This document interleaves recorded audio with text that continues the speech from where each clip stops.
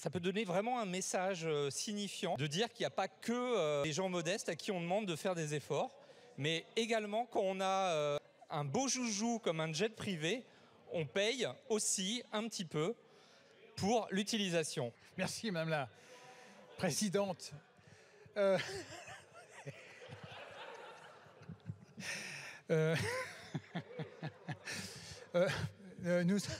Nous avons, dans le cadre du PLF, nous avons aligné la taxation des jets privés sur l'aviation. Donc nous avons fait, je crois, un effort qui va dans votre sens. Ce que vous proposez me paraît difficile à mettre en place, donc avis défavorable.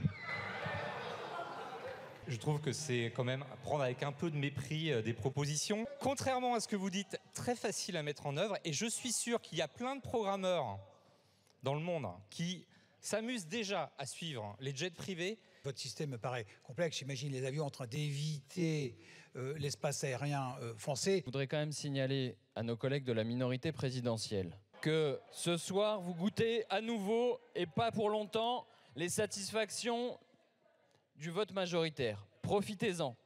Mais il ne faudrait pas que votre satisfaction se transforme en vanité et en mépris à l'égard de vos collègues sur ces bancs.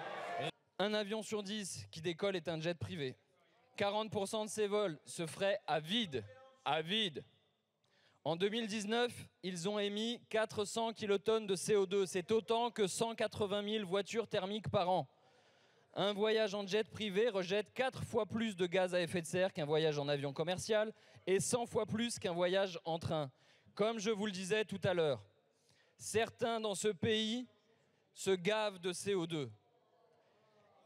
Les efforts qu'on demande à la population, aux classes moyennes et populaires, sont sans rapport avec ce qu'on attend de ces privilégiés et de ces ultra-riches.